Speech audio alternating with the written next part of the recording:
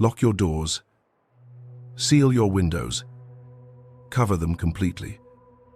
Do not, under any circumstances, look outside. If you do, you will die instantly. This isn't the script from a horror movie. This is the alleged warning given to humanity by a 20th century saint, a man who bore the wounds of Christ on his own body. He claimed to have seen a vision of a coming chastisement, a period of horrifying darkness that would cleanse the earth. What he saw is so terrifying. Some believe the church has tried to keep it quiet. But the question is, are the signs he predicted happening right now? To understand the prophecy, you first have to understand the man, Francesco Forgione, known to the world as Padre Pio. Born in 1887 inches, a small Italian town, he was a man marked by the supernatural from his earliest days. But it was on September 20th, 1918, that his life changed forever. While praying, he received the Stigmata, the 5 wounds of Christ's crucifixion, bleeding openly on his hands, feet, and side. For 50 years, these wounds remained, bleeding and painful, examined by doctors who could find no medical explanation. He wasn't just a priest. He was a living crucifix, a direct link to the divine suffering. And if you think that's incredible, stick around. The bleeding wounds were just the beginning. If you want to uncover more stories like this, make sure you subscribe so you don't miss what's coming next. Padre Pio's life was a constant stream of events that defy rational explanation. Thousands of people testified to his incredible gifts.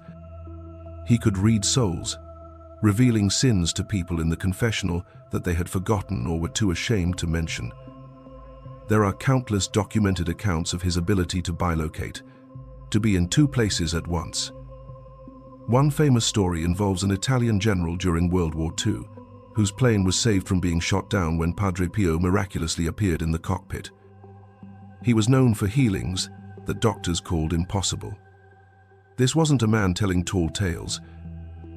This was a man whose entire existence seemed to operate on a different plane of reality, a reality where the veil between heaven and earth was incredibly thin. So when a man like this speaks about the future, people listen. And what he had to say was chilling.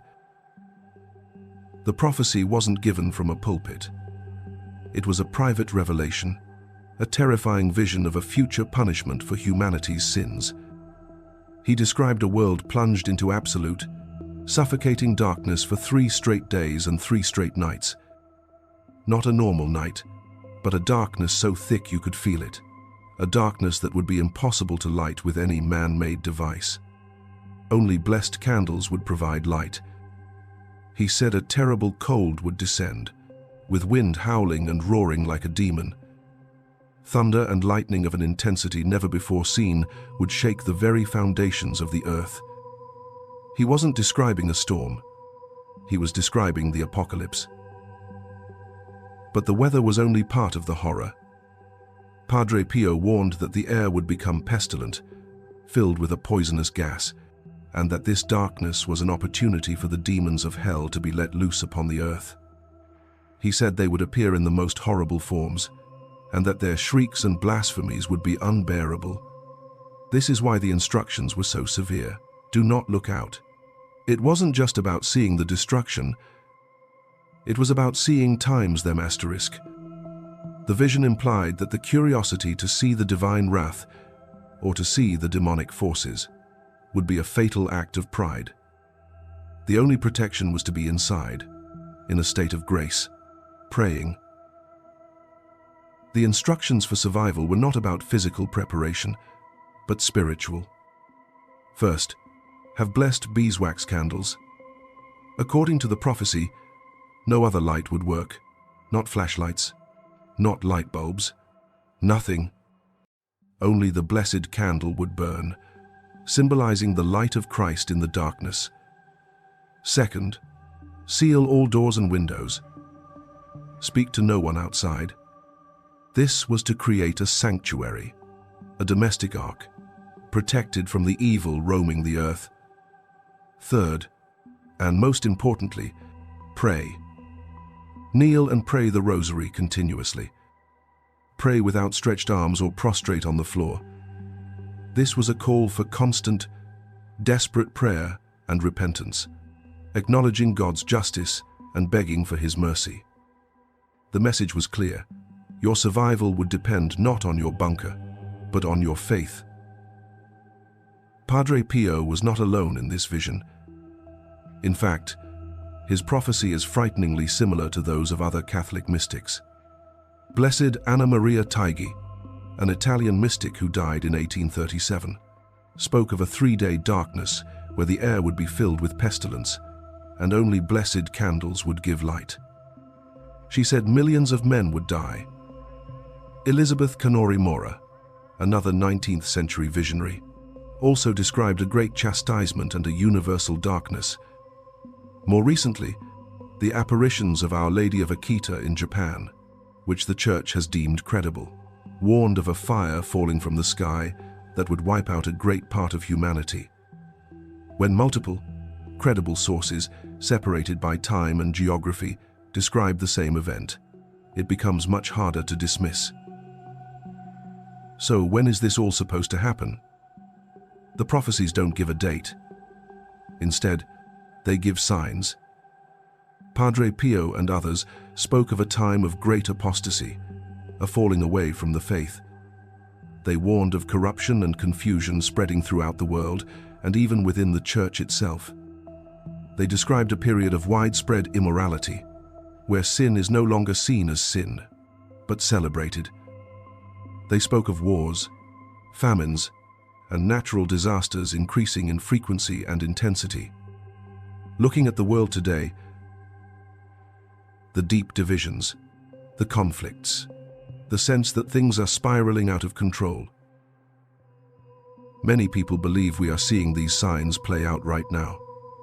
The prophecies aren't about a specific date on a calendar, but about a spiritual temperature. And many feel the world is reaching a boiling point. Now, it's important to approach this with a level head. The Catholic Church does not require its members to believe in private revelations, even those from saints. So, what are we to make of this? Some theologians argue that such prophecies are symbolic.